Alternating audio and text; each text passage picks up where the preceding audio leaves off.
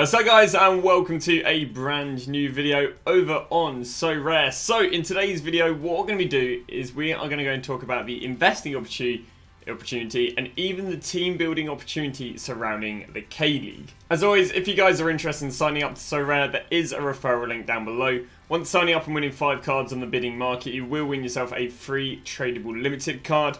Don't overpay to get this free tradable limited card. It's only worth about £2 to £7. On top of that, you do have to be 18 to play SoRare because it is real life money, and that real life money can be lost as well as it can be made. Finally, if you guys are interested in watching me do, this investing or scouting live, I do stream it every day from 6:30 over on my Twitch. So why is there this investing opportunity around the K-League? Well, the reason there's this investing opportunity around the K-League is that the K-League is about to go on about a 3.5 week break. Now, the reason they're going on a 3.5 week break is because the Asian Champions League is occurring. So if I go and show you right here, we got ourselves Go Marillio. And right now, we are currently in game week 261. Well, he doesn't play until game week 267. The reason for this is because, again, the Asian Champions League is happening. And, you know, it's a bit of a weird one. Like, rather than, splitting it every other week, what they do is they just play a block of 6 games in a row. For example, if we're going to go and pick this team that's in the J-League right here, we see that they play Friday, then Monday, then Thursday, then Sunday, then 22nd of April, 30th of April. So we can see that they basically play 6 games in, I think it's about, 6 games in 3 weeks, rather than like they do in the Champions League we're more familiar with, where they'll play, you know, a set of 2 games every month maybe. Well, because they play these games and that takes priority over the actual K-League, these guys now don't play until game week 267. Well, as I say, game 267 is 3 weeks away because we're currently in game week 261. So this is just going to help you guys understand the trends. Last year, the Asian Champions League happened between the 26th of June and the... where are we going? And the 11th of July. So there's a 7-week difference last time and a 7-week difference this time, because the last game week they would have played in, the one we've just had, is 260, and the next one they're playing is 267. Well, the same thing happened last year. Again, they played in game week 178, then 7 weeks later they played in game week 185. So we didn't actually have limited cards last year because they got introduced in December. So what I'm going to do right now is show you the trends that happened with the rares, which didn't play in the Asian Champions League between these 2 game dates. So the first problem I've come into comparing last year to this year is last year seemed very, very strange. I don't know if it was due to the old big old bug or what, but they actually only played 2 games in about a month, or even maybe a month and a half. Because we go from game week, 168, completely normal, game week 170, completely normal, and then we go into 170 to 178, and then 178 to 185. This means that there are only 2 games played in a 15 game week span, which has made it, I'm not going to lie, pretty awkward for checking out prices. They basically would have gone a whole month without being demanded, whereas this time they're only going 3 weeks without being demanded. So if I go throw this back onto this data right here, and we go look at so the last time they played would have been around about the 29th of July, so I believe that would be around about here. This is the 22nd, so there would have been probably a bit of panic selling. So yeah, the last time they would have played is literally here. They then would have taken the 1 month break and played again here. That'd show the rebound. And then they would have taken another 1 month break. And what's quite weird is, again, he did play his returning game. His returning game would have been 23rd of the 7th. So it would have been around about here. But he didn't really drop, between his previous game, the whole drop was here. Yeah, he only really went from 80, 83, 75, and then rising going into the game, and he managed to go up to about 100. So I mean, sort of like a 20-30% increase right here on this player. Now what he did actually go and do is so that would have been the game he returned. 2 games later, he pulled in a bit of a banger. He then pulled in a pretty decent score there, and that is right there, the 3rd of August, which if I'm not wrong would be around about here. Yeah, this would have been post game. So he then went up to that, but that was off the back of a good score. So you can see, obviously, drop, that was with the 1 month break. Here's the 1 month break. There's the first game in the 1 month break.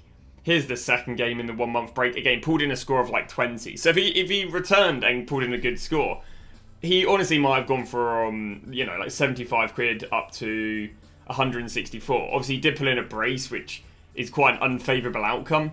But yeah, quite interesting. They didn't actually rise too much in hype. Again, there might not really have been any hype because the previous game to him rising would have been that. And, you know, people aren't exactly rushing to go and buy a guy who pulls in a 22.8. So that explains quite the minuscule rise. So this is really, really interesting right here. So I've gone and found another player, and that is Marillio. Now let's go and have a little look at Marillio then. So Marillio actually he's actually a really interesting player to look at in comparison to the first guy. So he actually didn't have a game. So you know I said there was 2 games in a month? He actually didn't have a game. And what's quite interesting is because he didn't have a whole game for a month, nobody purchased this guy's card. Like, we look right here, and this would have been the 11th or the 6th, and there wasn't a card purchased until the 12th or the 7th, which meant he went 4 weeks without being purchased. And this is always an interesting thing to do on SoRare data, show expired listings. So everyone tried to sell him. People were even trying to sell him, what this would have been, 106, when the previous sell to that was 131. But no one was buying him there. Like, these are all listings that expired. So, but again, he didn't play for a whole month. But when did he start getting purchased? Now, he started getting purchased. So his game would have been on between the 20th and the 23rd. So he started getting purchased on the 12th, which is obviously 11 days, well, from 9 to 11 days before his game. We then see the 14th he got purchased. And then he started rising quite nicely into the game. So the 20th, okay, so I presume this is actually probably where he played. And because where he played, obviously, you know, he pulled in a pretty good score. Well, again, another interesting thing is, he was actually coming off the back of a 68 score. And then he went and came in and pulled a 48. So that's actually not that impressive. It's a good all-round, I'll be honest. 23 for a substitute as an all-round is really, really good. And then I presume actually this score right here. Let's see. Between the 20th and the 27th, I presume he had a decent rise. Was that because he started? Yeah, he started after being a sub for ages. So, where are we seeing? Where's this score up here? Like the 27th? No, where's the 27th? So yeah, this rise right here is an accumulative of 3 games. We're peaking on the 6th, and if we go have a little look, when was the 6th? That would have been this game week right here, and then he started dropping off, which is interesting actually. I guess it's because he was carrying these. So if they're carrying high scores in their L5, I'd imagine, as long as they get a decent score as they come back, you might be able to see the sort of rise in Marillio that you didn't see in the rise of this guy. This guy obviously was playing pretty rubbish and then finally had a good score and rose. This guy was always playing pretty well. And again, he was just progressively rising, just having different triggers to make him rise. One of the triggers of him rising was, again, it would have been just a decent score. I don't know, it's just a decent all-round score. Then another trigger to make him rise would have been a goal plus he started. Another trigger to make him rise would have been him starting. But then, because by the time you get here, your L5 is 1, 2, 3, 4, 5. I don't know, I guess especially when you get into these scores, and your L5 is 23, 41, 54, 42, and 70. That would then explain this drop-off right here, because he then would have gone from an L5 of about 70 to an L5 of like 45, 50. So, not bad. So, when does the buy time look to be? Well, the buy time looked to be about 1 to 2 weeks before his game. But obviously, it's a bit different this time, because last time he went 4 or 5 weeks without playing. This time they're only going 3 weeks without playing. So if you were to equate that to the equivalent here, and you would say 2-3 weeks before the game, that would be buying in the equivalent of the next week. Alternatively, if you wanted to go for the take of, well, actually people are buying in the last third before he plays, then you could say, alright, buy, basically in week 2. My plan of action from what I've researched already is I do plan on buying, probably not so much this week, I'll probably buy in the middle week. So, obviously we've got week 261 to 263, 263 to 265, and then 265 to 267. I'll probably look to buy between, 263 to 265, because I'll be using the money before that to make money, and then, hopefully by then we found the peak or the trough of the players dropping. Then get to another player right here, Hyun. Now, Hyun actually came back, I think, 1 week earlier than the other clubs. So the dates we're looking for him are the 13th to the 16th, and then the 23rd to the 27th, and the 30th. And he obviously finished on the 1st. So once again, we're seeing this trend, resupply. become very, very cheap on the 14th of the 6th. Then he doesn't get purchased for about 2 weeks, where I'd imagine his price probably even gets down to about £13-14 and people not buying him. It's a bit underwhelming how much he rebounded. Bear in mind he DMP'd the 2 games prior. Obviously, I don't really have any background information, I'm just looking at the stats. But, so he went from about £16, 16 quid here. And then he went and he didn't start, he got subbed on. And then he went up to, he had sales as high as 25, sales as low as 17, which is a bit underwhelming that you can have an unfavourable outcome like he did where he started, or got subbed on after 2 DMPs. But again, maybe that was favourable with background information. Well then, what happened was he then went and played a pretty decent, or he actually started a game, which again was quite unlikely. Bear in mind he only started one of like the previous 8 games. And he actually had quite a nice rise right here. He didn't actually score anything too crazy, but we're looking between the 23rd and the 27th. So if we look, is that between the 23rd? Yeah, there we go. So then the following game, because he started, he went from 25 all the way up here to 35. He actually then had a really, really good game, and he got himself, so he started once again, and he got himself a goal. Now we're looking at the scores from the 30th. So he went there from 35, then went and played a game and scored a goal, and went up there to 53. And obviously the rest is history. What did he do? Have another game. Still a bit all over the shop, but we can just see a decent rebound right here. Again, this is them having good scores, but here's just an example of a player who would have been deemed very cheap, very trash, not that likely to start.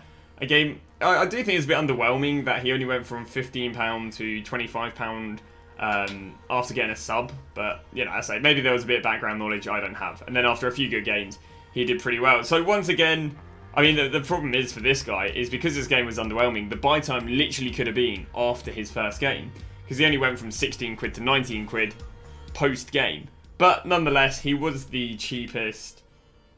It would have been is this 2 weeks again? Yeah, it would have been cheapest once again 2 weeks before his previous game, or up-and-coming game. And then we get to the final player, who's Gerson Fernandez. Again, a really, really interesting player to look at.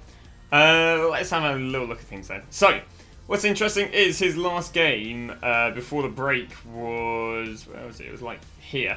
So he actually, for some reason, had a little rise, and then he dipped. He dipped quite nicely. He went from about £64 to seemed to be quite an easy buy, actually, at £44 to £40.